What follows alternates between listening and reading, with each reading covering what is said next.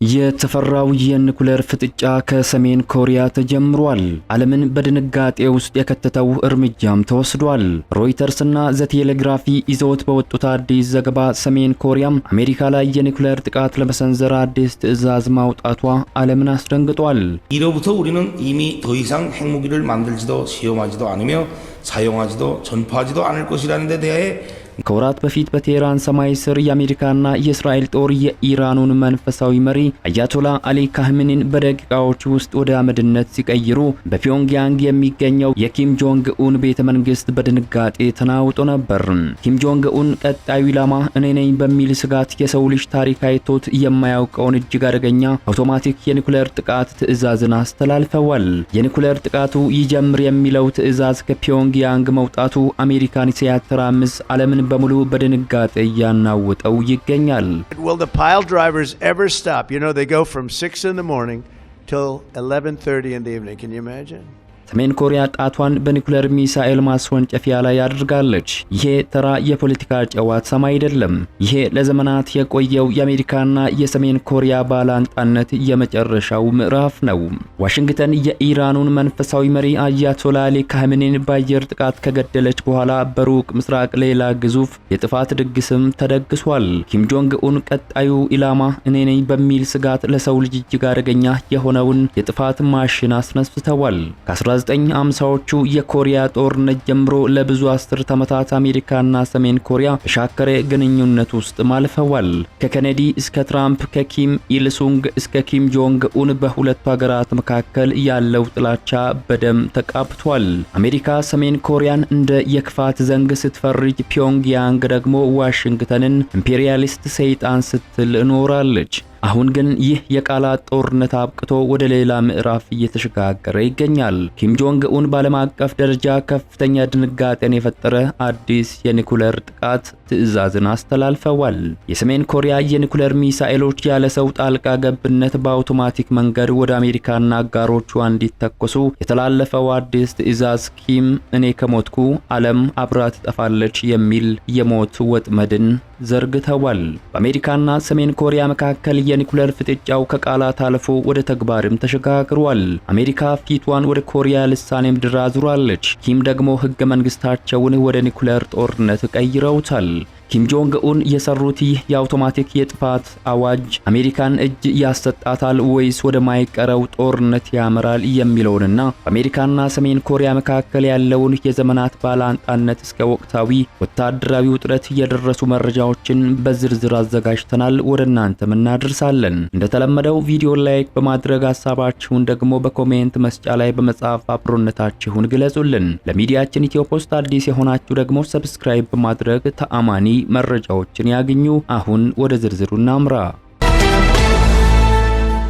የአሁኑን የአሜሪካና የሰሜን ኮሪያን ወታደራዊ ፍጥጫ በሚገባ ለመረዳት የዛሬ 76 ዓመት ወደ ነበረው የደም ምድር መመለስ ግድ ይለናል። በ1950ዎቹ የኮሪያ ጦርነት ወቅት የአሜሪካ የቦምብ ድብደባ ሰሜን ኮሪያን ወደ አመድነት ቀይሯት ነበር። እንደ አውሮፓውያኑ የዘመን አቆጣጠር ከ1950 እስከ 1953 የነበረው የኮሪያ ጦርነት ለሰሜን ኮሪያውያን ተራ ጦርነት አልነበረም። አገሪቱ ሙሉ በሙሉ ከምድረ ገጽ ለመጥፋት የተቃረበችበት የሲኦል ዘመን ነበር። በጦርነት ወቅት የአሜሪካ አየር ኃይል በሰሜን ኮሪያ ላይ የፈጸመው የቦምብ ድብደባ በሰው ልጅ ታሪክ ውስጥ እጅግ አስከፊ ከሚባሉት አንዱ ነው።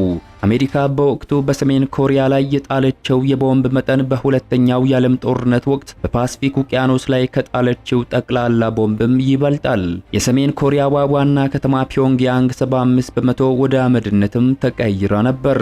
በወቅቱ የአሜሪካ የአየር ኃይል ጀነራል የነበሩት ክሪስት ሌሜይ በኋላ ላይ ሲናገሩ በሰሜን ኮሪያ ውስጥ ያለውን እያንዳንዱን ከተማ አቃጥለናል፣ 20 በመቶ የሚሆነውንም የአገሪቱን ሕዝብ ገድለናል በማለት በኩራት ሲናገሩ ነበር። ይህ ቁስል በሰሜን ኮሪያውያን አእምሮ ውስጥ ለትውልድ የሚሻገር ትልቅ የአሜሪካ ፍርሃትና ጥላቻን ዘርቶ አልፏል። ሰሜን ኮሪያ ዛሬ ለምታሳየው የኒኩሌር ግትርነት ትልቁ ምክንያት ይሄው የ1950ዎቹ ትዝታ ነው። በወቅቱ አሜሪካ የኒኩሌር ቦምብ ልትጥልብን ትችላለች የሚለው ስጋት የሀገሪቱ መሪዎችን ክፉኛ አንቀጥቅጧቸው ነበር። የሀገሪቱ መስራች ኪም ኢል ሱንግ የኪም ጆንግ ኡን አያት ያኔ የደረሱበት መደምደሚያ አንድ ነገር ብቻ ነበር። አሜሪካ ዳግም እንዳታጠፋን ከፈለግን እኛም እሷን የምናጠፋበትን አቅም ሊኖረን ይገባል የሚል ነው። ይህ ዳግመኛ አንወረርም የሚለው መሪ ሲሆን ሰሜን ኮሪያ ለ70 ዓመታት በረሃብ እየተቆላችን ቢሆን የኒኩሌር ቴክኖሎጂ ላይ ቢሊዮን ዶላሮችን እንድታፈስ አድርጓታል። በ1953 ጦርነቱ የቆመው በሰላም ስምምነት ሳይሆን በተኩስ አቁም ስምምነት ነበር። ይህ ማለት በሕግ ደረጃ ሰሜን ኮሪያና አሜሪካ ዛሬም ድረስ በጦርነት ላይ ይገኛሉ። ለሰሜን ኮሪያ መሪዎች አሜሪካ በደቡብ ኮሪያ የምታደርገውን ማንኛውንም ወታደራዊ ልምምድ የ1950ውን ጦርነት መመለሻ ይመስላቸዋል። የኪም ጆንግ ኡን አያት አመድን አይተዋል። አባታቸው ኪም ጆንግ ኢል ደግሞ የኒኩሌር መሰረቱን ጥለዋል። ዛሬ ደግሞ ኪም ጆንግ ኡን ያንን መሰረት ወደ አውቶማቲክ የጥፋት ማሽን ቀይረውታል። አሁን የተደረሰው አንቀጽ 3 አውቶማቲክ የኒኩሌር ጥቃት አዋጅ ደግሞ የ76 ዓመታት ፍርሃትና ውርደት የወለደው የመጨረሻው የቁጣ መግለጫ ነው። አሜሪካ በቅርቡ በቴህራን የፈጸመችው ግድያ ለኪም ጆንግ ኡን የ1950ዎቹን ትዝታ ቀስቅሶባቸዋል። አሜሪካ በዚያን ዘመን ከተሞችን በአየር ደብድባ አጥፍታለች። ዛሬ ደግሞ መሪዎችን በድሮን እየመታችም ትገኛለች። ኪም ታሪክ ራሱን እንዲደግም አልፈቅድም በሚል ስመት ያኔ በቦምብ ድብደባ ደመችውን ሀገራቸውን ዛሬ በኒኩሌር አጥረውታል። ባጭሩ ዛሬ በኮሪያ ልሳነ ምድር የምናየው የኒኩሌር ሲኦል በ1950ዎቹ ከነበረው የደም ምድር አመድ ላይ የበቀለ መርዘኛ ተክል ነው። ያኔ የደረሰባቸው ውርደት ዛሬ ዓለምን ወደሚያስፈራራ የጥፋት መሳሪያነትም ተቀይሯል። በርካቶች የሚገረሙት አንድ ነገር አለ። ከዓለም የተገለለችውና በድህነት የምትታወቀው ሰሜን ኮሪያ እንዴት አሜሪካን የምታንቀጠቅጥ የኒኩሌር ኃያል ልትሆን ቻለች የሚለው ነው። ጉዞው የሚጀምረው በ1960ዎቹ በሶቪየት ህብረት ድጋፍ ቢሆንም በ1990ዎቹ ግን ዓለምን የዘነጋ ምስጢራዊ መንገድ ሰሜን ኮሪያ ተከትላለች። የፓኪስታን የኒኩሌር አባት ተብለው የሚጠሩት አብዱልቃድር ካን በምስጢር የሰጧቸው ቴክኖሎጂና ከጥቁር ገበያ የተገዙ መረጃዎች ሰሜን ኮሪያን በ2006 ለመጀመሪያ ጊዜ የኒኩሌር ሙከራ እንድታደርግ አስችሏታል። ከዚያን ወዲህ ግን ማቆሚያም አልነበረውም። በተከታታይ የተደረጉ 6 ግዙፍ ሙከራዎች ሀገሪቱን ከቀላል ቦምብ ወደ ሃይድሮጂን ቦምብ ባለቤትነትም አሳድጓታል። አሁን ላይ የኪም ሚሳኤሎች ዋሽንግተንንና ኒውዮርክን መምታት የሚችሉ አህጉር አቋራጭ ICBM ጭራቆች ሆነዋል። ለኪም ጆንግ ኡን ኒኩሌር የክብር መገለጫ ብቻም አይደለም፣ የህልውና መድን እንጂ። በኢራቅ ሳዳም ሁሴን፣ በሊቢያ ደግሞ ሙሐመር ጋዳፊ ኒኩሌር ስለሌላቸው እንደ ቅጠል ሲረግፉ ያዩት ኪም ጆንግ ኡን እኔ ላይ እንዲህ አይነት ሙከራ እንዳታስቡት የሚል መልእክትን ለዋሽንግተን እያስተላለፉ ይገኛሉ። አሁን ግን ሁኔታው ይበልጥ ተቀይሯል። አሜሪካ በቴህራን ሰማይ ስር የኢራኑን መንፈሳዊ መሪ አያቶላ አሊ ካሜኒን በአየር ላይ የበተነችበት የድፍረት እርምጃ ኪምን ወደ መጨረሻው ጥግ ገፍቷቸዋል። አሜሪካ መሪዎችን በመግደል የምትታወቅ ከሆነ ኪም ደግሞ እኔ ብሞት አሜሪካን የማጠፋበትን አውቶማቲክ ማሽን አዘጋጅቻለሁ የሚል ማስፈራሪያ ያዘለ መልእክትን ማስተላለፈዋል። ይህ የአሜሪካና የሰሜን ኮሪያ የዘመናት ባላንጣነት አሁን ካምባጓራ አልፎ አንድ ሰው ሲሞት ዓለም አብራ የምትጠፋበት የሞት ወጥመድ ውስጥም ገብቷል። በኮሪያ ልሳኔ ምድር ያለው ጸጥታ ከትልቅ አውሎ ነፋስ በፊት የሚመጣ አስፈሪ ጸጥታ ይመስላል። ሮይተርስ እና ዘ ቴሌግራፊ እንደዘገቡት ይህ በቴህራን የተፈጸመው ግድያ ፒዮንግያንግ ለዓመታት ስታሰላበት የነበረው አደገኛ የኒኩሌር ፖሊሲ በአስቸኳይ ወደ ተግባር እንዲለወጥ ገፋፍቷታል። ኪም ጆንግ ኡን ስልጣን ከያዙበት ጊዜ ጀምሮ የኒኩሌር ጦር መሳሪያን እንደ ህልውና ዋስትና ቢመለከቱትም አሁን ግን ሁኔታው ይበልጥ ተፋፍሟል። ቀደም ሲል ኒኩሌር ጥቃት ከመጣ ለመከላከል የሚውል መሳሪያ ነበር። አሁን ግን መሪው ቢነኩ ዓለምን ለማጥፋት የሚውል የሞት ወጥመድ ሆኗል። የደቡብ ኮሪያ ብሔራዊ መረጃ አገልግሎት ኒስ ለከፍተኛ ባለስልጣናት ባቀረበው ምስጢራዊ ሪፖርት መሰረት ኪም ጆንግ ኡን የኢራንን መሪ ግድያ ተከትሎ ለቀናት ከህዝብ እይታ ተሰውረው ነበር ብሏል። በዚያን ወቅት በታሪካዊው 15ኛው የሰሜን ኮሪያ የህዝብ ተወካዮች ምክር ቤት ጉባኤ ላይ እጅግ አስደንጋጩ የህገ መንግስት ማሻሻያ እንዲጸድቅም ትዕዛዝ ተሰጥቷል። ኪም ጆንግ ኡን ለዋሽንግተን የሰጡት ምላሽ ቀጥተኛና ደምን የሚያቀዘቅዝ ነው። አሜሪካ በኢራን እንዳደረገችው በፒዮንግያንግ ላይ የመሪ ግድያ ሙከራ ብታደርግ ምንም አይነት ትዕዛዝ ሳይጠበቅ የሀገሪቱ የኒኩሌር ሚሳኤሎች በራስ ስር አውቶማቲካሊ እንዲተኮሱ የሚያስገድድ ህግ አጽድቋል። ይህ እርምጃ በወታደራዊ ሳይንስ ዴድ ሃንድ ሲስተም ተብሎ የሚጠራ ሲሆን ትርጉሙም መሪው ቢሞቱ እጁ ግን አሁንም በኒኩሌር መተኮሻው ቁልፍ ላይ ነው የሚል ነው። ኪም ጆንግ ኡን ለዓለም ያስተላለፉት መልእክት ግልጽ ነው። እኔን ብትገድሉኝም እንኳ እኔ ከሞትኩ በኋላ ሰሜን ኮሪያ አሜሪካን ማውደሟን የምታረጋግጥበትን ሲስተም ዘርግቻለሁ ብለዋል። ይህ የቴህራን ድንጋጤ ለሰሜን ኮሪያ የፖሊሲ ለውጥ ብቻ ሳይሆን ለዓለም አቀፉ ፖለቲካ አዲስና እጅግ አደገኛ የሆነ የፍጥጫ ምዕራፍን ከፍቷል። ፒዮንግያንግ የአሜሪካን መንግስት ሽብርተኛ ስትል መፈረጇና ዋሽንግተንን በግንባር ለመጋፈጥ መዘጋጀቷ በመካከለኛው ምስራቅ የተጀመረው እሳት ወደ ሩቅ ምስራቅ ተጋብሶ ዓለምን ወደ ኒኩሌር ሲኦልነት እንዳይገፋት ትልቅ ስጋትን ፈጥሯል።